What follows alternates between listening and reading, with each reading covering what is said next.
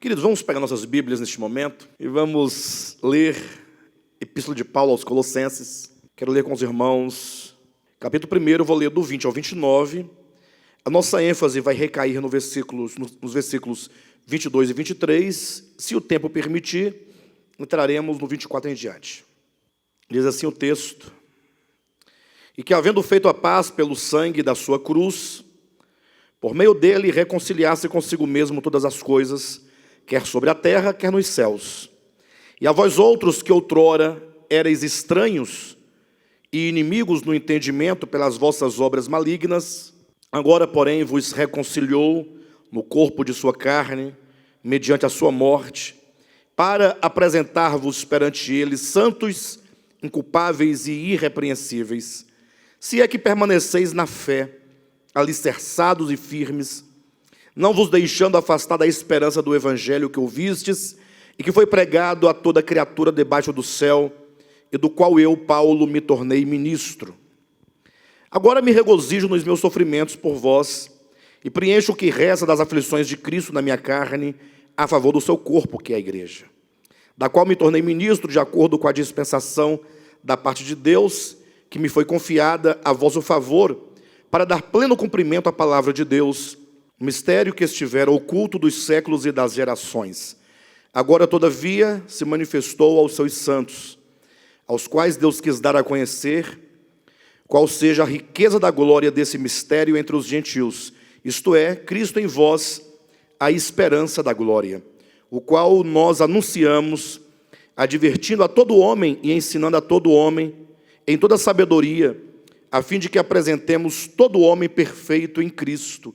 Para isso é que eu também me afadigo, esforçando-me o mais possível, segundo a sua eficácia, que opera eficientemente em mim.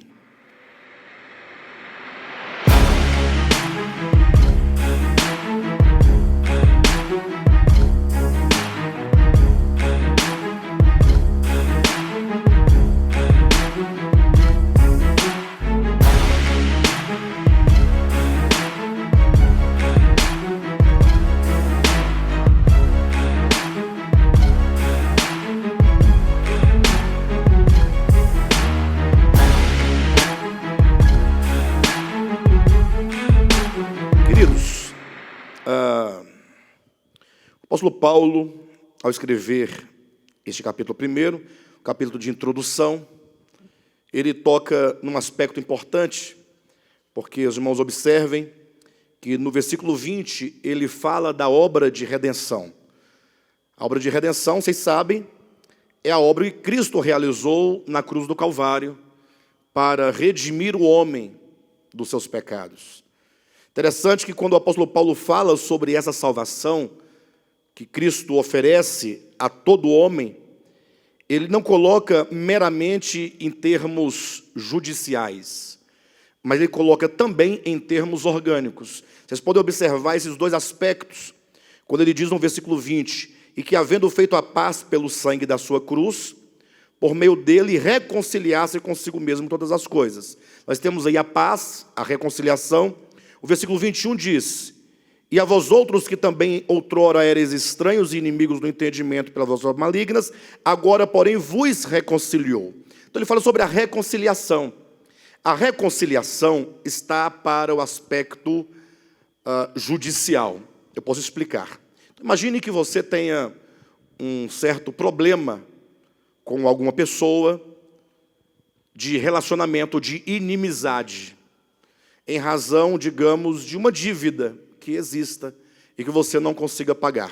Então, pense esse exemplo bastante simplório para você entender o aspecto da reconciliação. E então, aí alguém fosse lá, reunisse você e a outra pessoa, você que deve e o credor, não, vamos pagar essa dívida aqui, vamos resolver o problema dessa dívida, e a dívida fosse paga, portanto. E então, não devendo mais nada, ou não havendo mais nenhuma dívida, se diz que aquele problema judicialmente foi resolvido. Entendem, não? Judicialmente foi resolvido. Ou seja, quando Cristo Jesus, ele na cruz do Calvário, ele morre pelos nossos pecados, Ele paga o preço pelos nossos pecados, como se diz, o salário do pecado é a morte. Então, o problema judicial, o problema da dívida fica resolvido. Veja que em Colossenses, aqui no capítulo 2, no versículo 14 diz: tendo cancelado o escrito de dívida que era contra nós, que constava de ordenanças. Então havia um escrito de dívida. Então essa dívida, ela foi resolvida quando Cristo morreu pelos nossos pecados. Esse é um aspecto judicial. Não diz respeito exatamente ao meu ser, ao meu coração, mas a um problema que havia. E veja a continuidade aqui do versículo 14, do 2.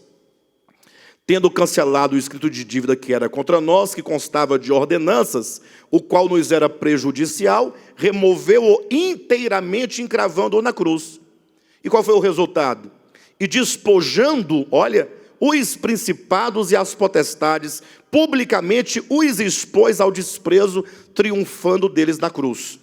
Ou seja, com a morte de Cristo, a morte que nos cabia, porque o salário do pecado é a morte, Cristo sofreu. Agora Satanás, os principados, as potestades, não podem mais reivindicar a nossa morte. Pelo contrário, Cristo já pagou por nós. Ele nos livrou desse cativeiro da morte. Lembra do texto de Hebreus, capítulo 2, versículo 14? Que Cristo, quando morreu na cruz, ele destruiu para sempre aquele que tem o poder da morte. Ou seja, era o diabo que tinha o poder da morte. E era ele que reivindicava a morte do pecador e não Deus. Lembra do texto? O salário do pecado é a morte. Então a morte é o salário do pecado. Mas de Deus é o dom gratuito. Mas o dom gratuito de Deus é a vida eterna. Então esse problema judicial ele é resolvido. Ocorre que da parte do homem em relação a Deus, mesmo agora reconciliado judicialmente, há o problema da inimizade inata no coração do homem. A inimizade porque o homem tem ainda um coração e tem ainda uma consciência inclinada ao pecado. Ou não é assim? Vocês são testemunhas, por exemplo, todos nós somos reconciliados com Cristo, com Deus. Todos nós temos os pecados perdoados, sim ou não? Todos nós amamos a Deus, inclusive. Mas ainda existe dentro de nós inclinação pecaminosa. Ou seja, nós ainda somos tentados. E se somos tentados, como diz Tiago, é porque nós temos o quê? O problema do pecado. Ele fala, cada um é tentado pela sua própria cobiça. Então, se somos tentados, é porque temos cobiça, porque temos inclinação, porque ainda há em nós alguma coisa, ou há muito ainda a ser tirado, a ser mudado dentro de nós. E esse aspecto, portanto, interior do coração e da alma, é o aspecto orgânico da salvação. Então, judicialmente, Cristo já nos reconciliou. Agora, Ele nos reconciliou para, capítulo 1, versículo 20 de Colossenses. Não é?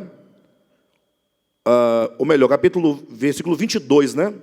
Agora, porém, vos reconciliou no corpo da sua carne, mediante a sua morte, para... Não tem um para na sua Bíblia?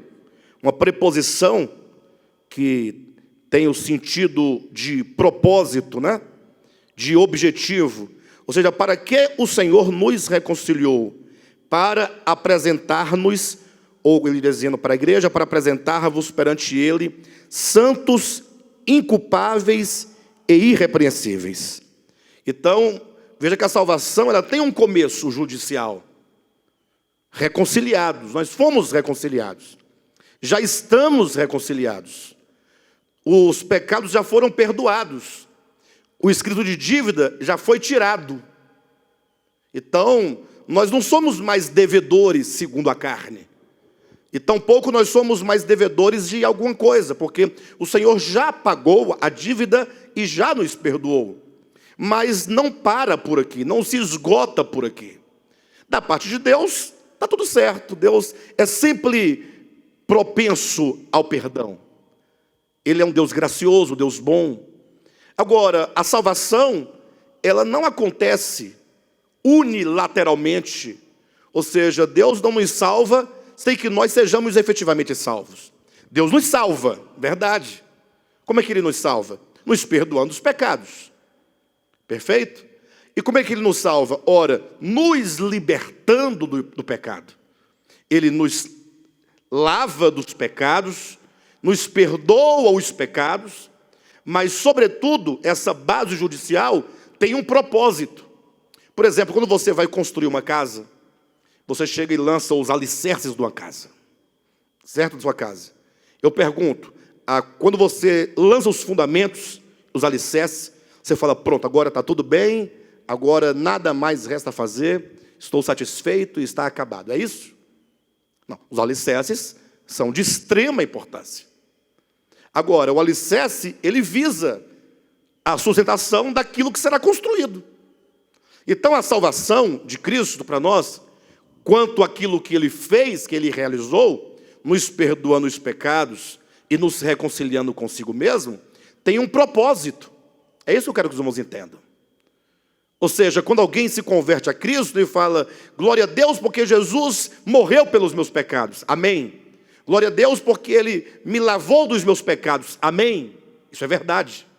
Agora, é preciso que se entenda que agora que eu recebi a Cristo e me apropriei do perdão de pecados, agora começa uma trajetória em direção ao propósito da reconciliação.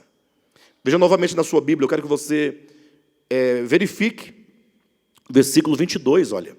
Agora, porém, vos reconciliou no corpo da sua carne, é um fato, mediante a sua morte, para apresentar-vos.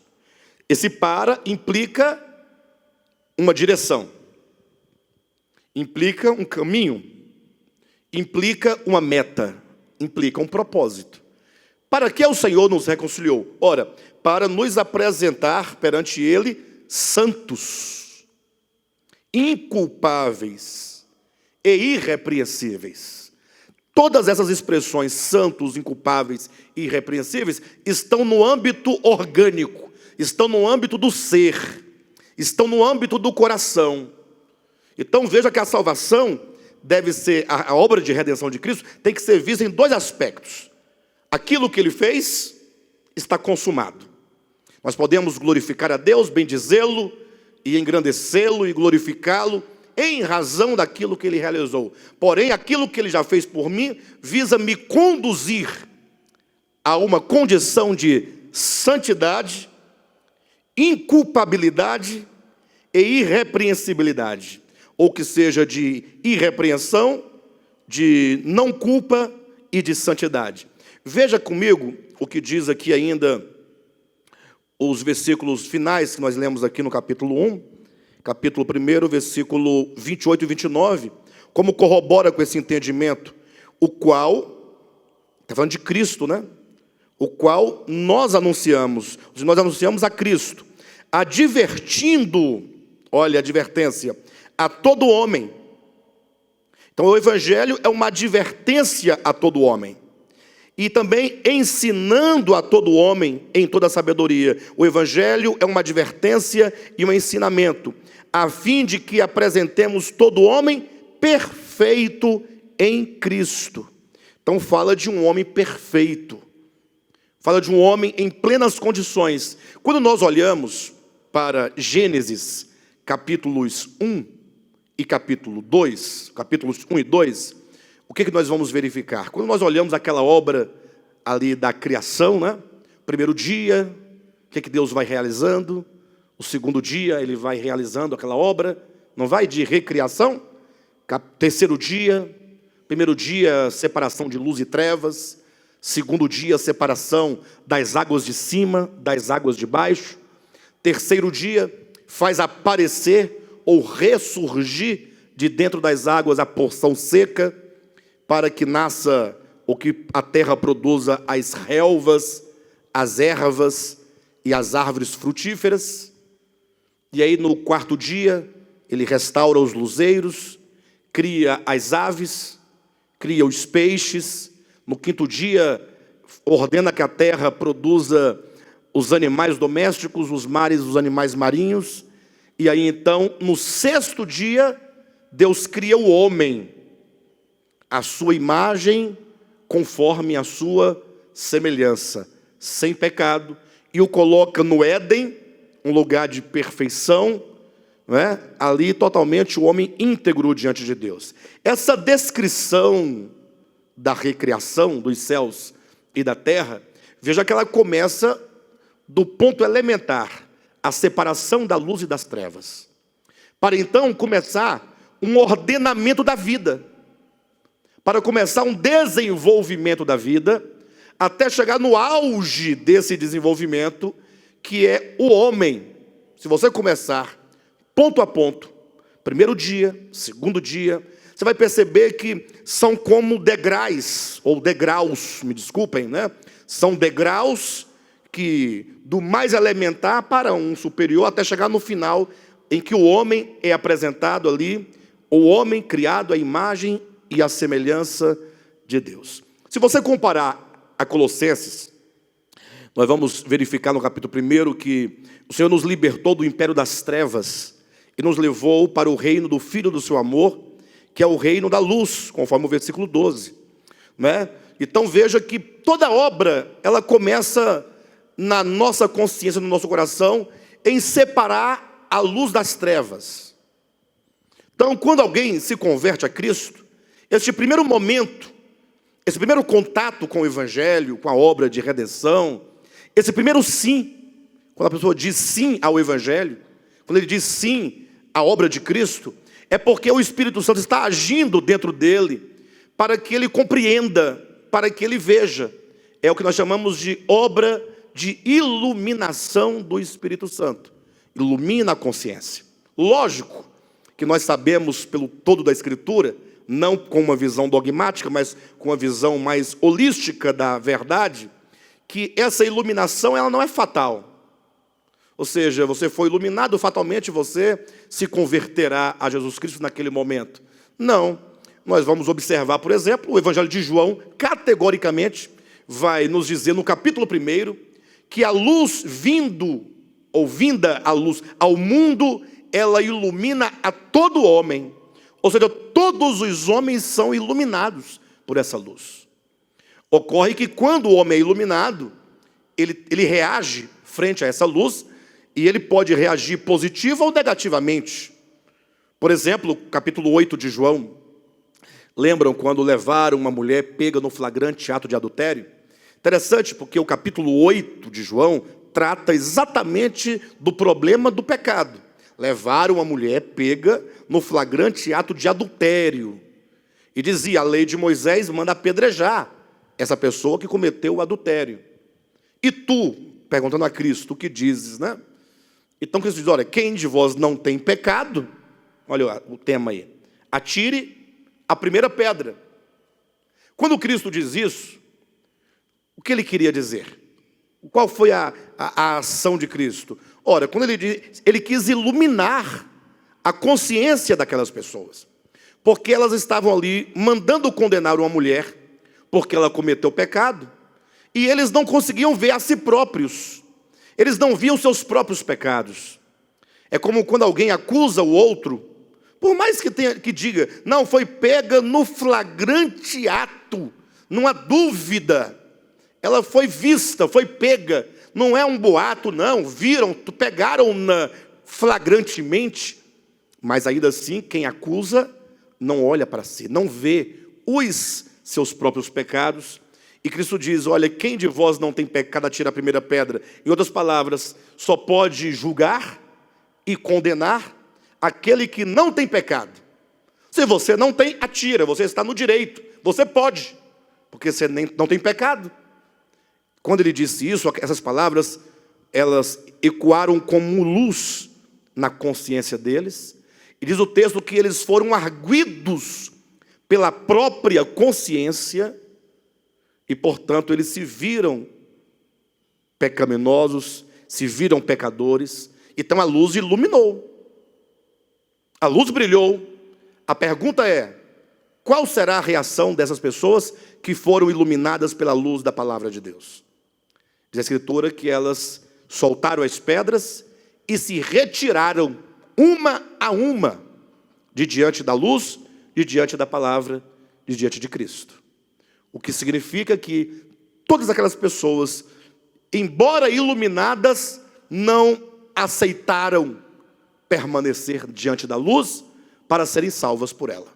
Por isso que o versículo seguinte, salvo engano, o versículo 12 do capítulo 8 de João, diz assim: de novo lhes falava Jesus: eu sou a luz do mundo, quem me segue não andará em trevas, pelo contrário, terá a luz da vida. Ou seja, eles não seguiram a Cristo. Quanto àquela mulher, Jesus então disse: eu também não te condeno. Cristo era o único que poderia condenar, porque ele não tinha pecado. Quem não tem pecado atira a primeira pedra. Cristo estava qualificado a atirar a pedra, mas ainda assim ele não o faz. Ele perdoa e diz que ela deve agora trilhar esse caminho da luz. Então, lá em Gênesis capítulo 1, começa com a separação da luz e das trevas. E dali começa um processo, até que esse começo de iluminação, eu estou fazendo apenas uma metáfora da obra lá de recriação, com a obra de salvação. Quer dizer, tudo começa com a iluminação. Quando somos iluminados, cremos no Evangelho, recebemos a Cristo, cremos no seu sacrifício, por isso somos reconciliados. Mas é preciso caminhar para o segundo dia, progredir para o terceiro dia, para o quarto dia, para o quinto dia, para o sexto dia, para o dia em que Cristo culmina esta obra, apresentando o homem criado à sua imagem e semelhança. Não pense que eu fui lá para Gênesis à toa.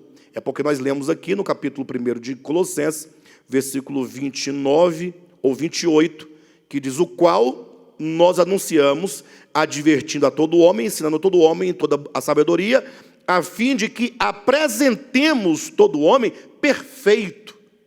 A obra de recriação começa do caos. Como é que estava lá? A terra não estava sem forma e vazia? E havia trevas sobre a face do abismo ou não? Gênesis capítulo 1, versículo 2. Como é que diz? A terra, porém, estava sem forma e vazia, e havia trevas sobre a face do abismo.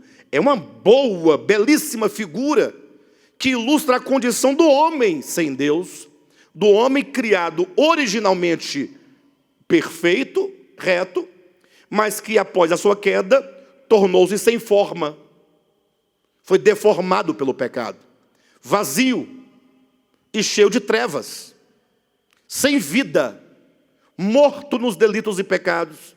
Olha que figura belíssima, maravilhosa, para você ilustrar e pensar a condição do homem. Mas o Espírito de Deus pairava sobre as águas, e ali estava para trazer uma restauração. E toda a restauração, no caso, o pecador, ao receber a Cristo, o Evangelho, começa com a separação da luz e das trevas. É uma obra. E ali começa a gerar vida, a crescer a vida, da vida elementar, até chegar ao homem, a imagem e semelhança de Deus. Como diz Colossenses, chegar ao homem perfeito. Vocês percebem que nós temos uma trajetória? A vida cristã, eu queria muito que os irmãos entendessem isso no coração, e colocasse isso no coração, e que a fé, nessa verdade, gerasse em nós um engajamento da fé e da verdade, para nós desenvolvermos a salvação. Porque a gente vive num tempo tão difícil, um tempo profético, um tempo de Laodiceia, como diz o Apocalipse capítulo 3, versículos 14 a 20, um tempo de tamanha mornidão espiritual, em que a fé, como nós falamos domingo, ela é muito mais uma fé dogmática e tradicional do que uma fé orgânica. Porque a fé orgânica do coração é aquela fé de que diz Tiago. Nós vamos continuar ainda essa mensagem no próximo domingo. Tiago falou assim: olha, Abraão, ele foi chamado pela fé lá atrás, coisa mais linda, maravilhosa. Ele creu em Deus, só que a sua fé se consumou quando ele ofereceu o seu filho sobre o altar. Ou seja, a fé, ela é operante, a fé nos leva a um ponto de entrega plena a verdade em que cremos. Hoje em dia se vê uma fé muito frágil, uma fé industrializada. Hoje em dia, tão facilmente, nós perdemos nossa fé, ou nossa fé é abalada. Isso porque a nossa fé, ela pode conter vários equívocos. O nosso coração pode estar equivocado, porque muitas vezes a nossa fé, ela se prende a qualquer coisa que não seja a verdade de Deus, enquanto o propósito para o qual nós existimos. Então nós precisamos entender que nós fomos reconciliados para, essa preposição para, versículo 22, agora, porém, vos reconciliou no corpo da sua carne, mediante a sua morte, para apresentar-vos. Esse para é um propósito. Então, entendam, irmãos, a nossa profunda necessidade de levar a sério a nossa vida cristã, de compreender que nós estamos num caminho. Esse caminho fala de uma caminhada, de um viver, de uma trajetória, cada dia buscando uma experiência, a experiência da verdade revelada no coração, da verdade que transforma, da verdade que cura, da verdade que liberta. Veja qual é a advertência do apóstolo Paulo, quando ele fala sobre essa nossa necessidade. Veja o versículo 23. Se é que permaneceis. Vamos ler o 21 e o 22, para o 23 chegar com bastante impacto em nós, né?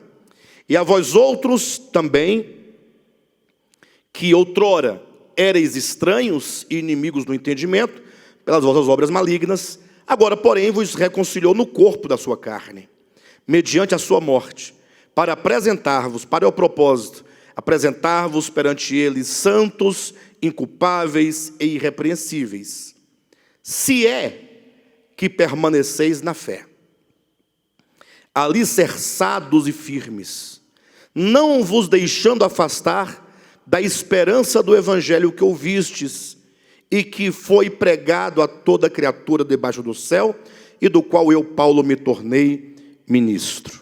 Então veja que aqui fala de uma condição.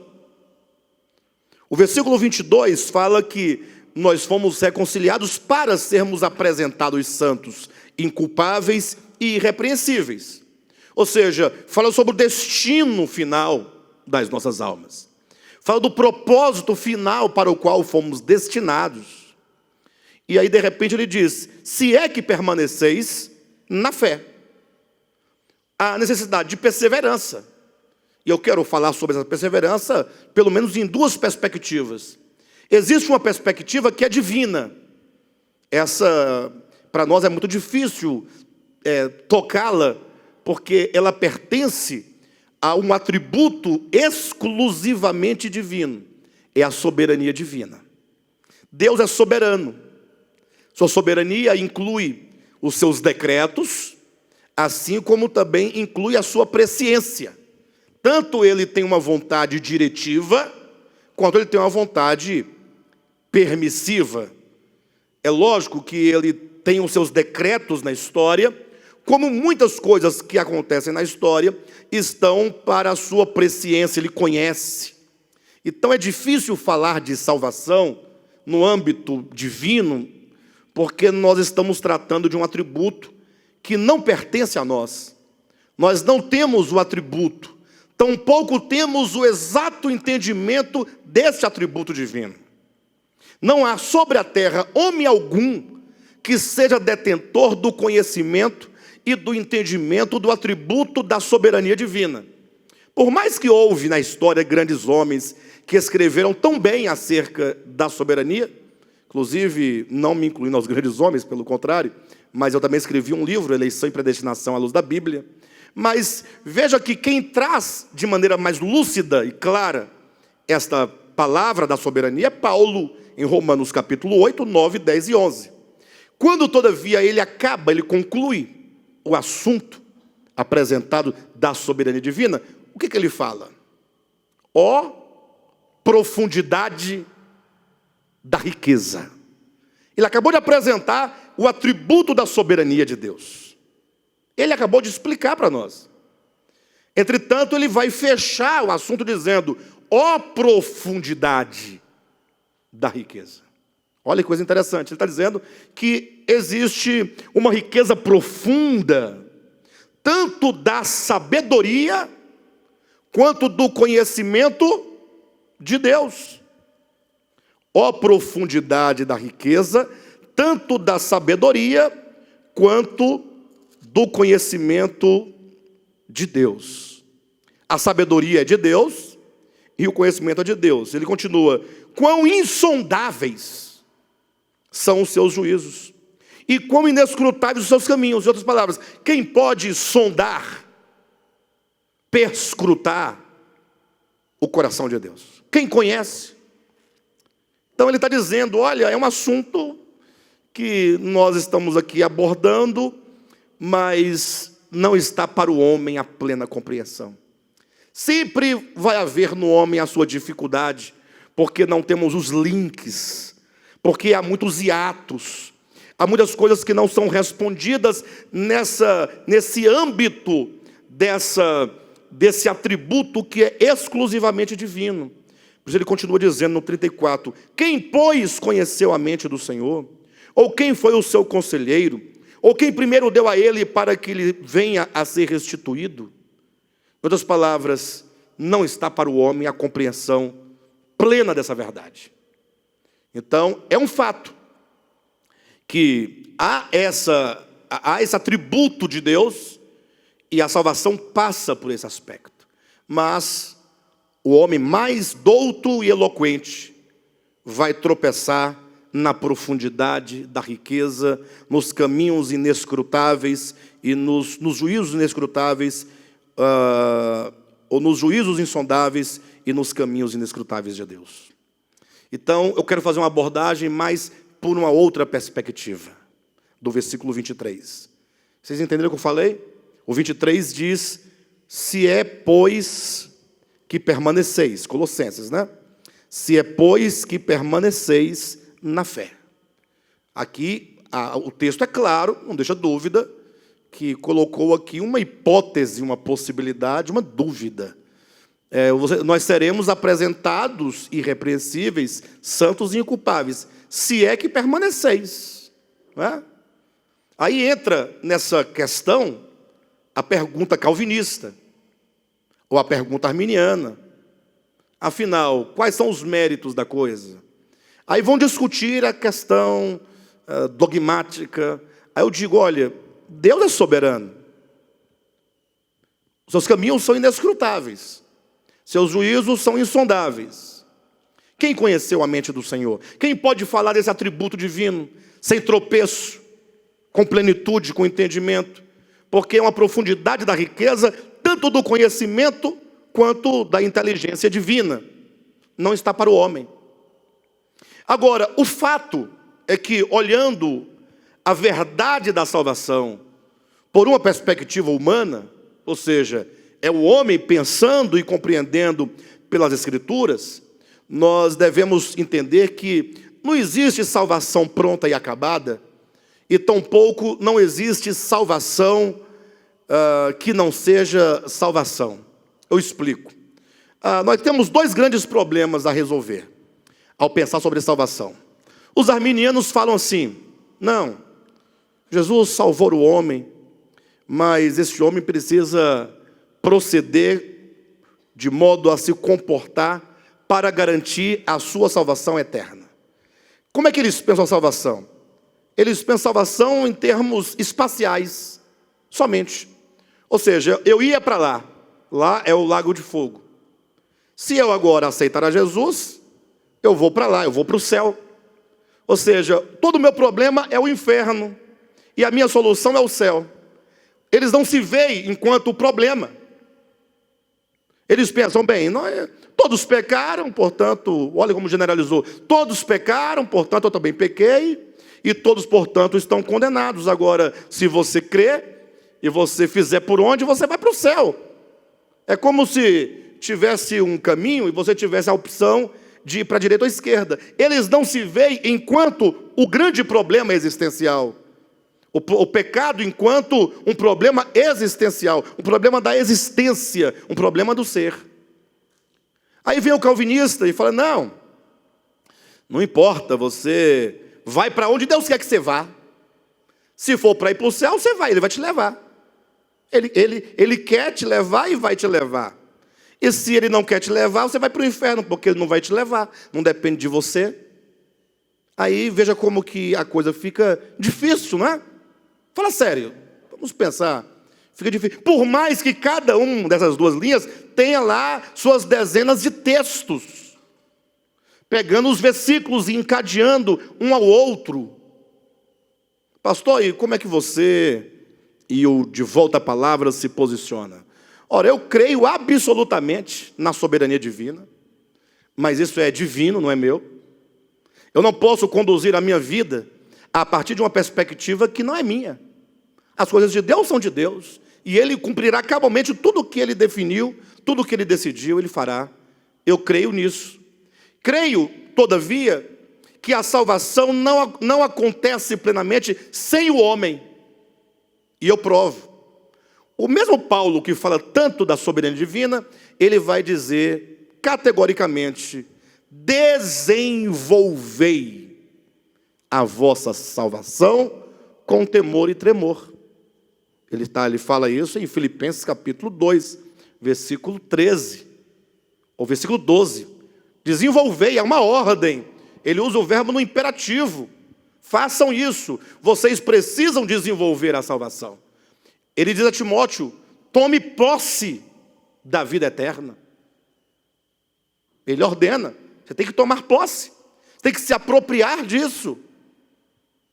O mesmo Paulo que ensina que Cristo realizou uma obra plena na cruz, ele diz para nós, fazei, pois, morrer a vossa natureza terrena. Capítulo 3, versículo 5 de Colossenses. Ou seja, quantas vezes o mesmo apóstolo, ele vai insistir de que o homem passa pelo processo de salvação, não passivamente, mas ele tem um papel de ação nesse processo de salvação. Tem. Eu perguntei aqui na semana retrasada, quem porventura, querendo ser negligente, não conseguiu ser negligente. Teve uma pessoa que levantou a mão. Talvez não tenha entendido o que eu disse, né? Mas eu creio que tenha compreendido sim. Mas por todos os efeitos é porque é em razão do entendimento antigo, simplório. Visão calvinista é a visão mais simplória que tem de salvação. Visão arminiana é a visão mais simplória que tem de salvação, porque não compreende a complexidade que é o ser humano. Eu digo, ora, se a salvação não passasse pelo homem, fosse unilateral da parte divina, Deus já tinha encerrado essa história há muito tempo.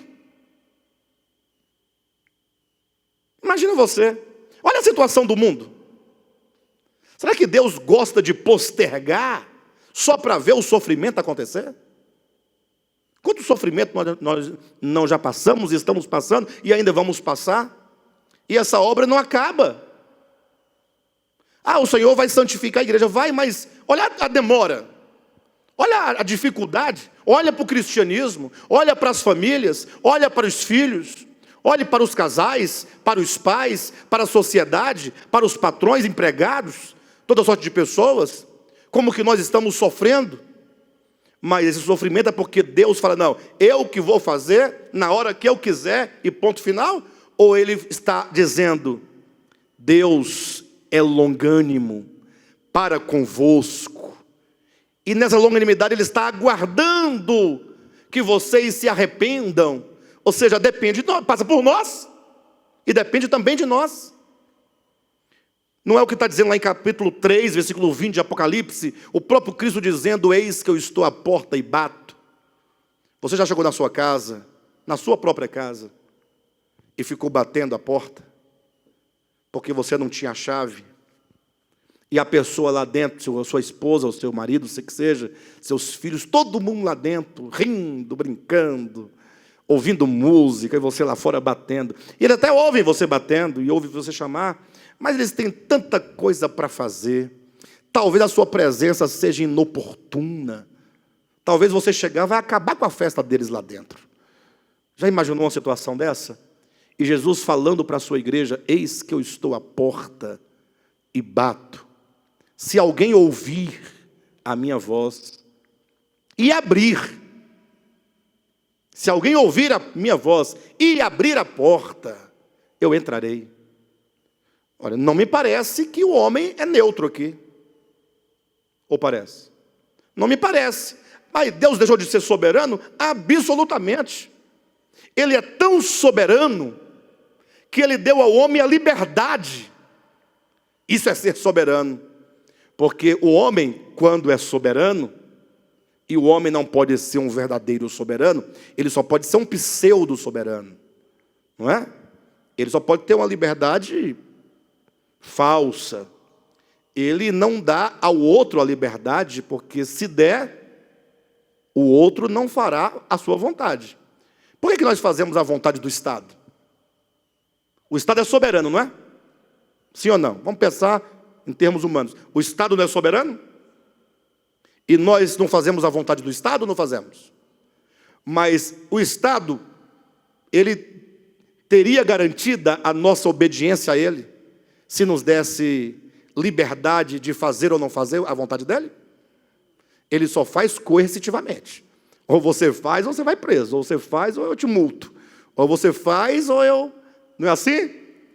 Então, o Estado não nos dá liberdade de fazer ou não fazer. Para o Estado você só pode fazer a vontade dele.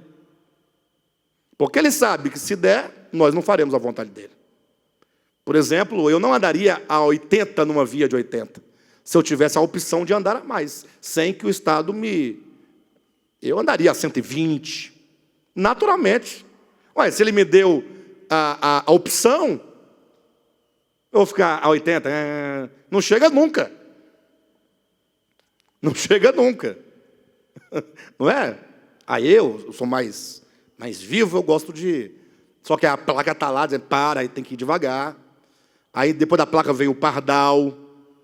Aí quando não tem pardal, você encontra com um cara lá longe, com a pistolinha te filmando, a 2 quilômetros de filmando. Ele fala, misericórdia, meu pai. Né? Então, não tem jeito. Agora, Deus não. Deus é soberano de fato. Ele é tão soberano que Ele não tem medo da sua liberdade. Deus não tem medo da sua liberdade. Porque sendo Ele soberano, e dando Ele a você liberdade, Ele sabe que Ele vai te vencer. Mas Ele não vai te vencer pela força, pela coerção da lei, do inferno, do diabo, da macumba, pelo medo, pela culpa. Não. Ele vai te vencer pela força do amor. O modo como Deus, na história, salva o homem, é se revelando às suas criaturas como um Deus bom, um Deus de amor. Razão porque a obra de redenção historicamente manifestada foi Ele se entregando carinhosamente, amorosamente, sem rancor, sem angústia, sem retaliação, sem acusação, se entregando ao homem. Porque Ele morrendo ali na cruz, Ele tinha todos os motivos para xingar os homens, os humanos, né? Seus humanos miseráveis, não sabeis o que estão fazendo. Seus pecadores desgraçados dos infernos. Ele não poderia ou não poderia? Ele não poderia falar isso? Seus miserentos, desgraçados do capeta, raça ruim, de víbora, Satanás. Poderia falar. Estaria falando a verdade. Ou não? Mas veja que ali ele estava, porque o homem é ruim mesmo, é caído. Então ele está se revelando. Quantos conseguem ver tamanho amor? Aquele que, em quem, por meio de quem e para quem tudo existe. Aquele que é o princípio orgânico e vital de todas as coisas. Aquele que tudo gerou, que tudo sustenta, que tudo alimenta, que tudo embeleza. Aquele que é o eterno, naquele momento ali, se dando para pagar a dívida de outro, e esse outro lhe pagando o pagamento de sua dívida com chicotadas, com insultos, e ainda assim ele dizendo: Pai, perdoa. Isso é manifestação de amor. Então Deus, sendo soberano, não tem medo da sua liberdade. Não tem medo mesmo. Quando Paulo diz: se é que permaneceis na fé, ele está dizendo acerca da nossa experiência de salvação, nesse plano da experiência. Irmãos, não adianta, você não vai conseguir entender a soberania de Deus no plano da experiência. Há alguns que já tentaram entender e se deram muito mal. Por exemplo, pensa num crente em Jesus, que sendo cristão, batizado, que tendo a compreensão do Evangelho, que supostamente tem fé no Evangelho, e ele passa por um período de negligência profunda. Já viu acontecer isso? Aí não congrega, aí faz tudo, tanta coisa errada, tanta perversidade, tanta maldade. O chamado crente desviado, não naqueles moldes que eles falam, porque, infelizmente, o que chamam de crente desviado não tem relação com a verdade de Deus, e sim com os costumes que as igrejas imprimiram. E eu não tenho nada com essas igrejas e nem com os costumes delas, tá? Mas pensa numa pessoa que não quer caminhar segundo o Evangelho, não faz nenhum esforço, mas é cristão. É cristão. Como é que você explica a soberania de Deus? Então é Deus que está determinando que ele seja negligente? Vocês aqui conhecem algum crente negligente? Já conheceu alguma vez? Um que seja? E você acha que é Deus que quer? Hã? É Deus que determinou, você será negligente? Essa visão calvinista da soberania de Deus, que coloca numa fatalidade, ela é tão estranha, e deixa eu tentar explicar para vocês a estranheza dessa verdade. Ou melhor, desculpe-me, a estranheza dessa visão dogmática. Eu vou tentar, porque eu tenho dificuldade de expressar meus pensamentos. Às vezes eu tenho uma coisa muito, tão grande e boa, na hora de falar fica michuruca. Mas eu vou tentar explicar para os irmãos a fraqueza dessa visão dogmática calvinista absoluta. Ele diz o seguinte: o homem predestinado para o céu, ele vai fatalmente. Fatalmente. Ou seja, você pode ser negligente, você vai por aqui, você vai, não interessa. Você pode até mesmo nem querer. Vai prevalecer a vontade de Deus, acabou. Você vai. Você vai. E aí está lá o crente negligente, que é o que mais conheço, é calvinista negligente. Que tem uma vida superficial, que não atenta para os atributos do amor, da graça, da compaixão, no viver diário. Muitas vezes vive como um ímpio vive. Mas não interessa, ele vai. Não querendo, ele vai para o céu.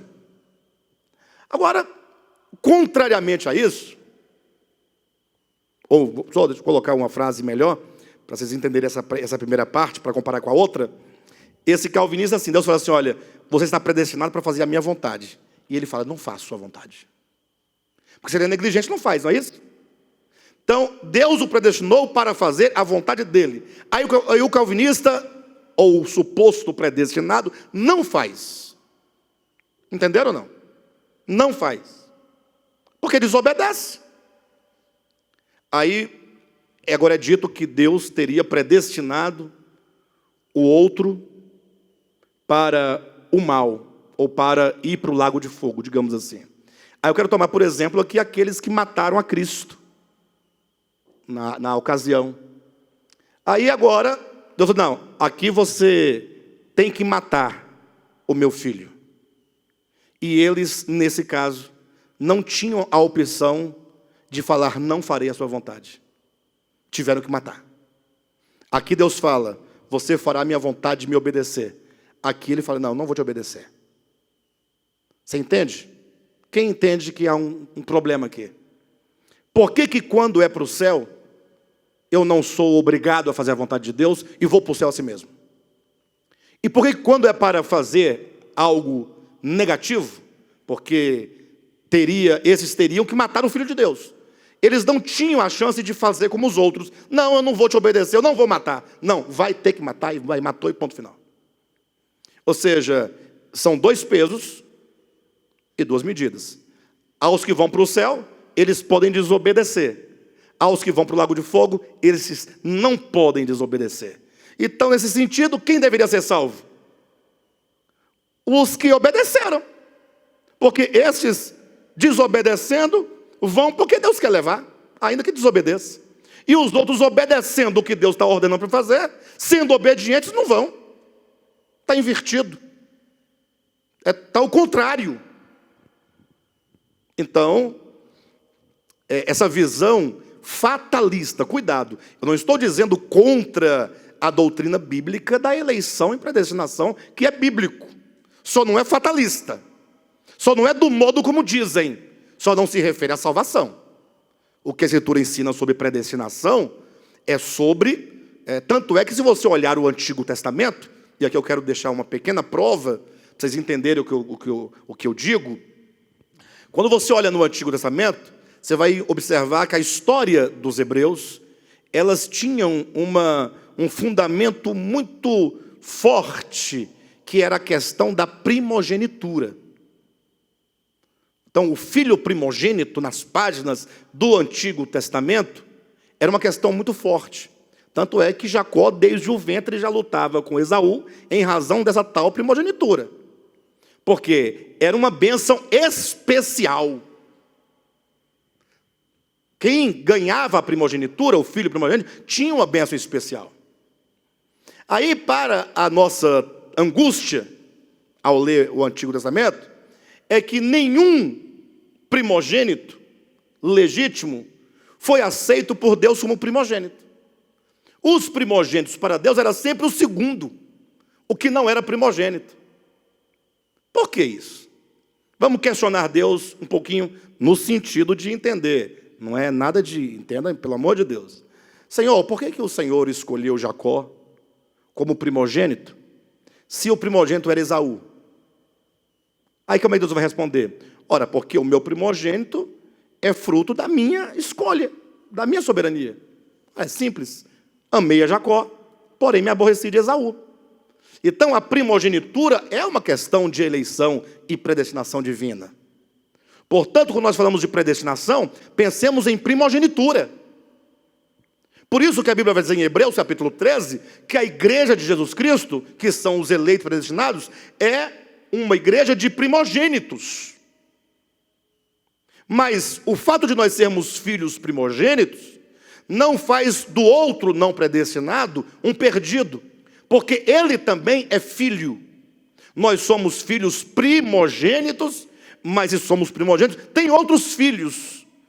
E os outros filhos têm a bênção de Deus, mas nós, sendo filhos primogênitos, temos a bênção de Deus, mais a bênção da primogenitura.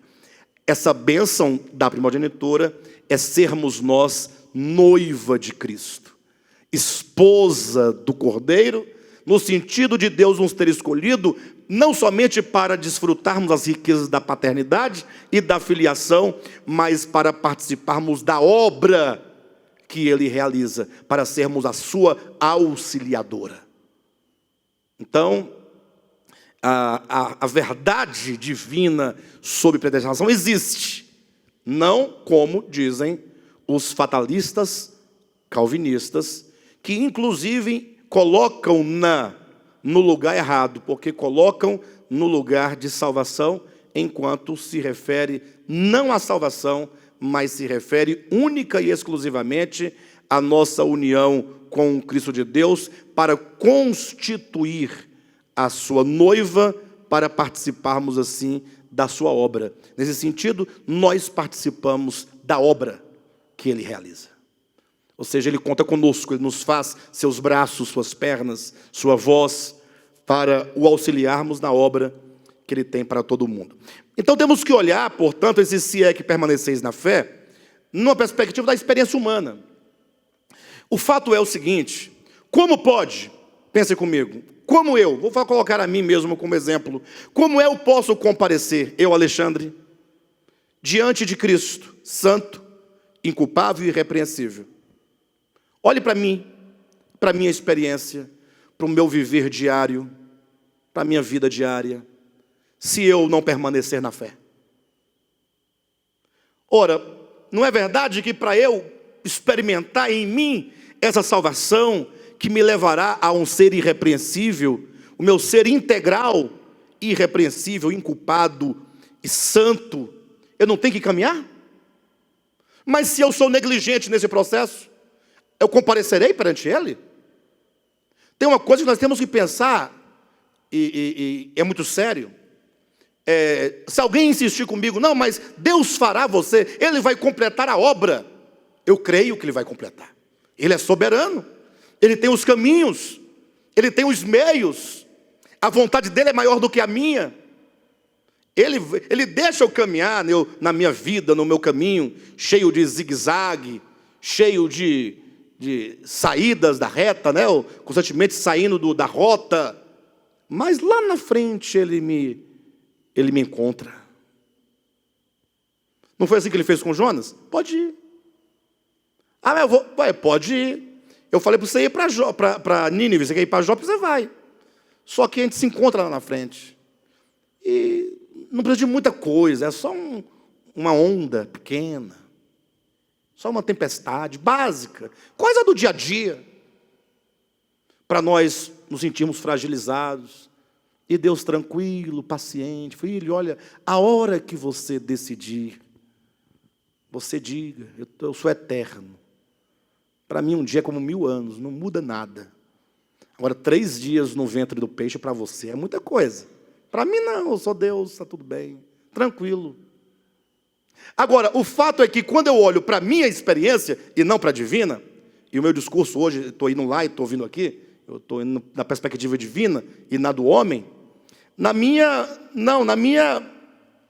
eu nunca vou chegar a Jope, ou melhor, a Nínive, enquanto eu tomar o caminho para Jope. Então, a declaração de Paulo é certeira: se é que permaneceis na fé. É um fato. Pastor, e se eu não permanecer? Aí eu não tenho como discutir os méritos da soberania divina, não está para mim. Mas se você não permanece na fé, pelo menos temporalmente eu posso falar que você não será, pelo menos por enquanto, apresentado a Ele santo, inculpável e irrepreensível. Não tem como. Porque é um processo. O daí está perguntando se eu estou me referindo às obras. Sim, às obras. Mas não são obras, cuidado, deixa eu tentar me explicar, não são obras mecânicas ou obras fabricadas pela carne. Como assim? Deixa eu dar um exemplo. A pessoa fala assim: olha, se você quer ir para o céu, você tem que dar o dízimo, por exemplo. Já ouviram isso alguma vez? O que a pessoa faz? Ela passa a dar o dízimo com regularidade, sim ou não? Essa obra não tem nenhum valor. Por quê? Porque ela está agindo basicamente como se fosse assim: olha, você quer aquela casa? Quer? Então tem que pagar 30 anos. Ela começa a pagar o boleto todo mês. Ela está pagando a salvação, pagando a casa. Porque disseram que se ela não der o dízimo, não vai para o céu. Então ela está pagando para ir para o céu. Isso não tem nenhum valor para Deus. Isso aí é abominável, inclusive, aos olhos de Deus. Agora, por quê? Porque tal atitude, ela é proveniente do egoísmo da própria pessoa. Ela sendo movida pelo egoísmo. Qual é o egoísmo? Eu quero ir para o céu. Eu quero o bem-estar da minha alma. Tudo o que essa pessoa quer é isso. E isso se aplica em toda a sua existência. Todos nós não buscamos o melhor para nós, não queremos o melhor para nós. Mas por que a Bíblia nos ensina: amarás ao teu próximo como a ti mesmo? Por quê? Ele quer dizer, não que você não deva se amar. Se é para eu amar o meu próximo como a mim mesmo, então, antes de eu amar o meu próximo, eu tenho que amar a mim mesmo. Quem falou que nós não devemos amar nós mesmos está equivocado na compreensão. Não deve, não quero, não posso me amar. Se eu me odiar, então eu vou ter que odiar o meu próximo. Como é que eu posso dar amor ao outro se eu não dou a mim mesmo? Então, amarás ao teu próximo como você ama a si mesmo. Ou seja, quando eu me amando, eu correspondo à mesma proporção de amor para o outro, aí eu não sou egoísta. Não há egoísmo. Então, quando é que alguém dando dinheiro na igreja, eu estou falando de dízimo, né? De dízimo. Ou que seja para uma instituição, ou que seja para uma família pobre, ou para um pobre de rua, não importa. Quando você dispõe e você o faz movido por amor, aí também é obra. Digamos, duas pessoas, uma que está doando movida pelo amor ao outro, e a outra que está doando o seu dízimo para comprar a salvação, porque foi dito para ela que se ela não der, não vai para o céu. Entenderam ou não? Então, tudo é obra. Então temos que pensar, quando falamos em obras, pensar em toda ação que é o resultado de um coração trabalhado pelo amor. Aí sim. Então nós não precisamos de sair fazendo coisas. Não, precisamos de nos conhecer interiormente, de sermos confrontados no nosso interior com a palavra, de sermos iluminados para que ela nos mostre o nosso egoísmo em coisas tão pequenas, coisas tão mínimas. Nós somos tão ranzinza, E aí o Senhor vai nos mostrando, isso gera arrependimento, isso vai gerando mudança. Aí você passará a agir, vem as obras, como resultado, não como dever. Você fará não pelo fazer, mas pelo ser.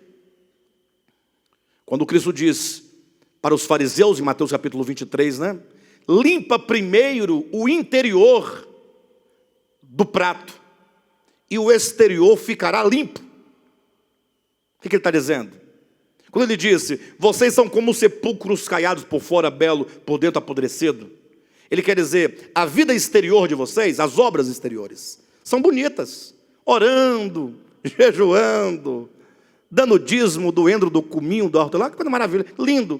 Mas está todo imundo por dentro, todo sujo, orgulhoso, cheio de orgulho, né, de maldade, inveja, hipocrisia. Então não tem valor isso não. Aí Jesus fala, limpa primeiro o interior do prato.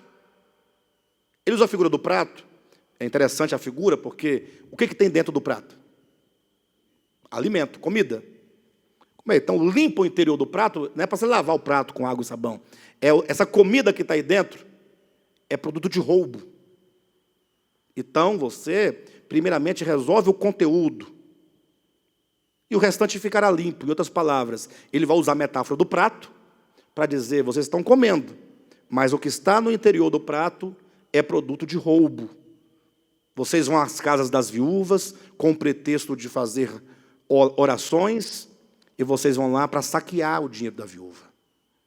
Então, isso é rapina. Tem uma visão que fala rapina, que é o roubo. Então, ele fala, limpa primeiro o interior do prato. Então, ele quer dizer, limpa primeiro aqui dentro. E aí o resultado, o exterior, as obras, serão limpas também. Agora, se o interior do prato é sujo, tudo que você faz também é sujo, embora pareça limpo. Então, se é que permaneceis na fé. Então, nós não devemos, ou não deveríamos, ficar debatendo ou discutindo os méritos dogmáticos da soberania. Devemos aceitar no coração a soberania divina e compreender, no que for possível compreender, a soberania divina, mas termos um empenho pelo Espírito e no Espírito para permanecermos na fé. Não abrir mão da fé, ter um coração alicerçado na fé. Crentes que a obra de Cristo na cruz do Calvário, aquela obra, ela é a salvação de Deus. tanto no sentido de que por ela eu obtenho o perdão, como eu, crendo nesta obra, eu recebo esta obra para dentro de mim, como quem toma as palavras de Cristo, como quem come a sua carne, que é o seu viver humano, como quem bebe o seu sangue, que é o seu sacrifício na cruz por nós. Ou seja, quem crer no Evangelho, quem crê no crucificado, no encarnado, no que se fez carne, foi crucificado, ele recebe essa vida humana de Cristo como verdade para si. É a carne. E agora ele bebe o sangue, no sentido de tomar para si esse morrer. Ele recebe a verdade, a mensagem, que somente morrendo para o mundo, para o ego, é que nós somos recebidos por Deus. Então o ego não tem vez na minha vida. Você bebe essa obra de redenção, você toma para si essa mensagem da cruz. Aí sim, essa é a fé do Evangelho. Então, tem pessoas que colocam a fé no Evangelho, no sentido de, ela tem a fé no batismo, em água, ela tem a fé no pastor dela, que diz que está tudo certo com ela, ela tem fé na comunhão que ela tem com a instituição. Pastor, mas não tem que ter fé na comunhão? Bem, imagine se eu estabelecer para vocês aqui, que para vocês ter comunhão conosco, vocês têm que cumprir tais e quais requisitos. E se não cumprir, você é expulso daqui. Essa comunhão não serve para nada. A comunhão dos santos, que a Bíblia fala, é a comunhão do Espírito, da verdade, da fé, e não da instituição. A instituição não tem que ter comunhão nesse sentido, porque senão ela vai tirar a comunhão verdadeira. Lógico, a instituição, ou o grupo, a comunidade, tem que ter a comunhão, sim, mas a comunhão do Espírito, tá, irmãos? Não é que não deva ter a comunhão. Não deva ter comunhão, tem que ter. Comunhão do Espírito, da verdade, da fé, do amor, da graça. Agora, imagine que a igreja tal diz que se a irmã cortar o cabelo, perde a comunhão. Ah, isso não é comunhão. Isso aí é uma doutrina de homem. Não é totalmente fora do que ensina a Escritura, e não é disso que eu estou falando. Portanto, é preciso que dentro dessa realidade, existência humana, esse andar humano, nós permanecermos na fé. Se é que permaneceis na fé, alicerçados e firmes, não vos deixando afastar da esperança do Evangelho que ouvistes. Ou seja, Paulo insiste a que nós, ao compreender essa fé, nos mantermos sem vacilar, sem abandonar, sem desistir. Infelizmente, hoje em dia a igreja está muito parecida com programa de auditório ou programa de televisão. O programa de televisão é o seguinte: ele está no ar enquanto ele dá ibope. Não é assim? Começa a perder ibope, aí já vai sair do ar. Está ameaçado a sair do ar. E por que não tem ibope? Ou por que tem ibope? As pessoas assistem porque ou deixam de assistir. Elas assistem porque a pessoa tem que fazer sempre alguma coisa de nova, diferente, para manter o público cativo. Se começar a cair na mesmice, aí o povo, esse povo está chato, é sempre a mesma coisa, eu vou mudar. Aí perde o ibope, aí perde o programa, sai do ar. Não é assim? Então as pessoas estão vivendo esse tempo dessa exigência, esse tipo de exigência. Aí eles vão à igreja, então eles pensam a igreja como um lugar de entretenimento. Aí os pastores ficam malucos para poder dar conta de tanto entretenimento. Aí tem que inventar. Aí traz um cantor famoso, faz uma noite lá, tal. Eu até acredito que é bom, em vez em quando, fazer alguma coisa. Mas que isso não seja a motivação única e o que nos mantém firmes na fé. Não, isso é uma bobagem. Eu acho que isso é um tipo de maquiar, uma maneira de maquiar uma coisa que não existe mais. A pessoa não está na fé. Então vamos maquiar para ela achar que está, para para continuar movendo a roda gigante.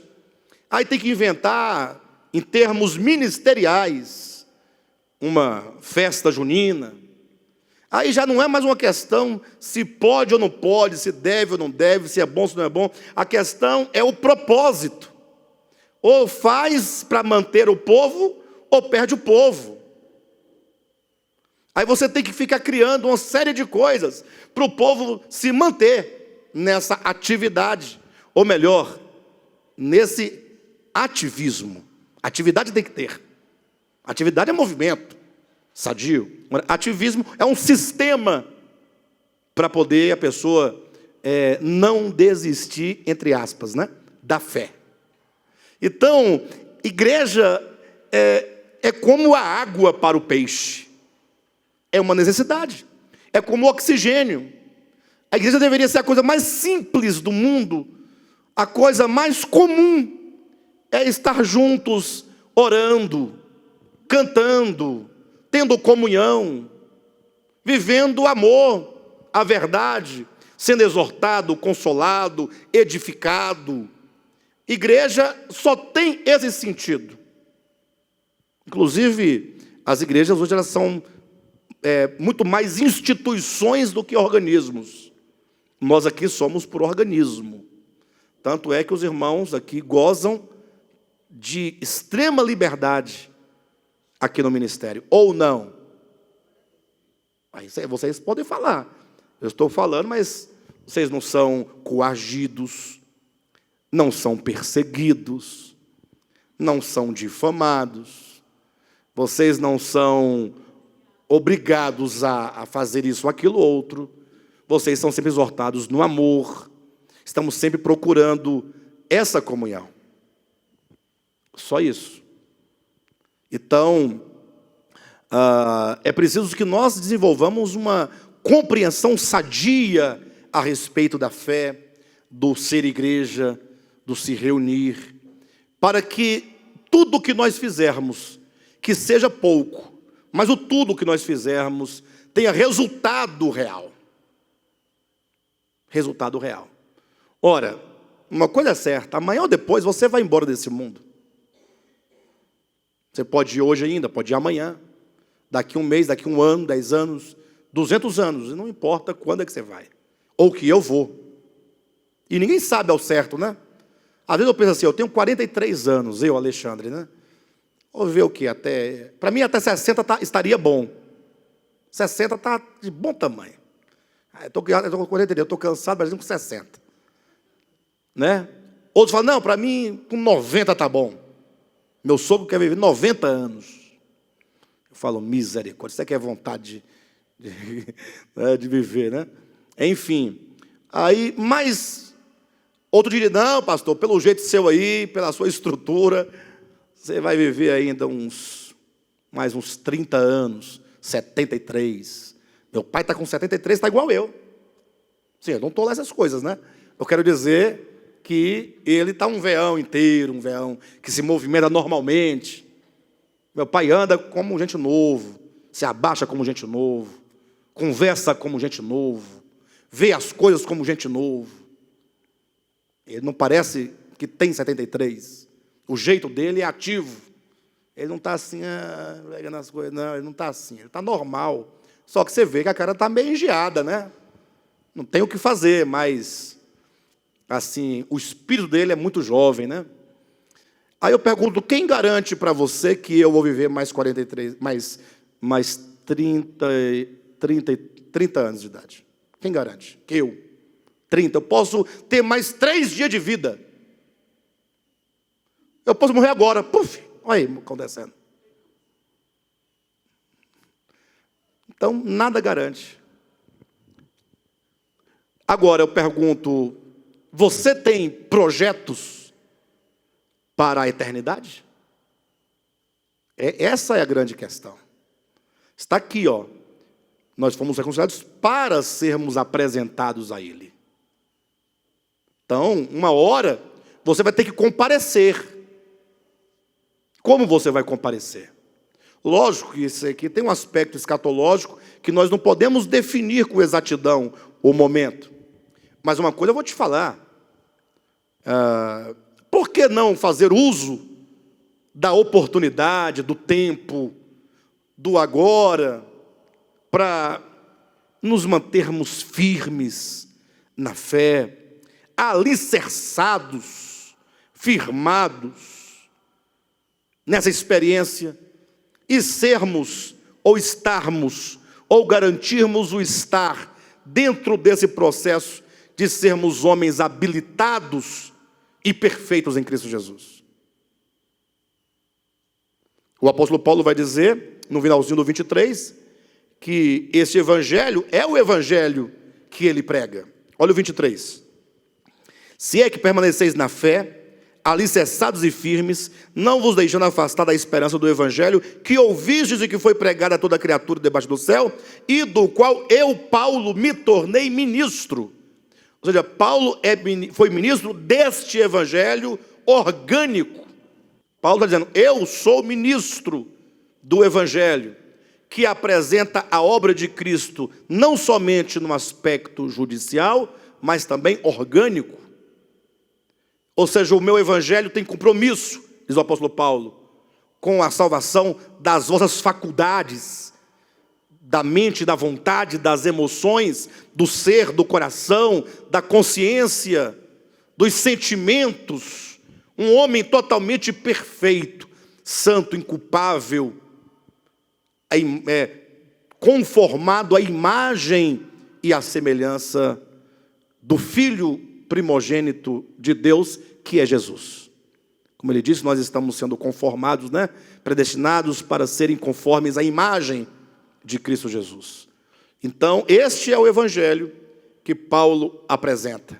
Então, para poder resumir a ideia até aqui que Paulo traçou, é como que ele dissesse, presta atenção, o meu evangelho, o evangelho que eu recebi, e o evangelho que eu prego para vocês, primeiramente, voltando aos primeiros estudos de Colossenses que fizemos aqui, tem Cristo como o centro, o fundamento e a circunferência de todas as coisas.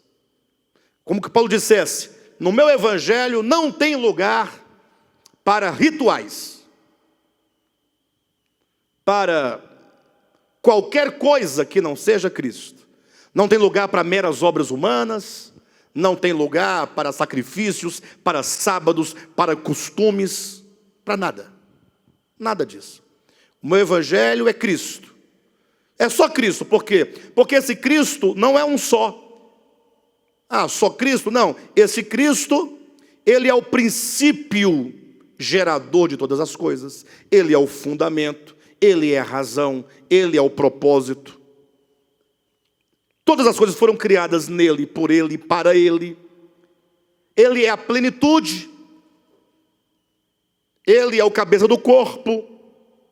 Ele entrou no meio da história para realizar a obra de redenção, nos perdoando os pecados. O evangelho que eu prego anuncia que toda a obra desse que é muito grande, que é o tudo, é para nos habilitar organicamente a ser o que ele quer que nós sejamos. Em outras palavras, tudo aquilo que Paulo vai refutar enquanto judaísmo, aqui nessa carta, enquanto a lei de Moisés, os costumes de Moisés, que são mera exterioridades, essas coisas não têm o poder de mudar o homem. É isso que ele quer dizer. Olha, se você ficar seguindo ou dirigindo a sua vida cristã a partir de lei, seja mandamentos de homens, leis inventadas por homens, seja do próprio Moisés do Antigo Testamento, que já é obsoleta, você nunca vai alcançar o propósito para o qual o Senhor te destinou. Nunca. O propósito dele é te tornar homem perfeito. Está aqui, capítulo 1, versículo 28.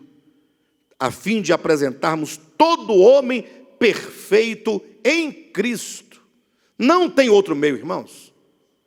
Eu sei que esse caminho nosso, ou de Paulo, ou de Cristo, do Evangelho, mas que nós aqui ensinamos, é o caminho mais árduo. Por quê? Porque ele vai tratar com o teu ser. Ele não vai tratar com a tua vida exterior. Seria muito mais fácil chegar aqui, irmãos, é o seguinte, vamos combinar aqui, tá? Culto de doutrina. Olha, vocês precisam congregar pelo menos 3 vezes por semana. Dar o dízimo de tudo quanto ganha. Vocês estão proibidos de beber qualquer bebida que contenha álcool, cerveja, o que for. Você deverá ser abstêmio. Vocês não poderão ir à praia, porque lá está todo mundo pelado. Então não vá, é pecado. Vocês não poderão ir ao cinema, certo? Não poderão ir a um baile, nem de formatura, porque tem dança. Assim, não pode dançar, nem com a tua própria mulher. Bem, fazendo isso e mais algumas coisas que eu vou trazer semana que vem, vocês serão salvos. Não é mais fácil assim, não? É mais fácil. Eu posso ser o capeta, mas se eu não faço o que foi dito para não fazer, está tudo bem. Eu não preciso de mudança interior, de transformação. Eu não preciso de ser confrontado com a verdade, com a luz, com a graça. Não. Então, esse caminho que nós apresentamos, o que o Evangelho propõe, é a salvação da nossa alma. Aí, todas essas coisas exteriores e pequenas, elas serão resolvidas na mesma proporção que você for experimentando interiormente a salvação no coração. Porque o seu coração mudado, controlado pelo Espírito Santo, jamais te permitirá fazer qualquer coisa exterior que não esteja de acordo com a natureza divina. Já não é uma questão mais de um pastor de falar para você o que pode ou o que não pode. Você sabe no coração. Como João vai dizer na sua primeira epístola, capítulo 2, versículo 27. A unção que dele recebeste vos ensina ou vos ensinará todas as coisas. Como Paulo vai dizer aos Hebreus, e não precisará que ninguém ensine ao outro, dizendo, conheça ao Senhor, porque todos me conhecerão. É interior, que maravilha. E nós já estamos experimentando esta salvação, e aos poucos, os irmãos já estão sentindo isso. Eu tenho plena certeza. E, portanto, só resta a nós permanecermos neste caminho e nesta graça. Amém?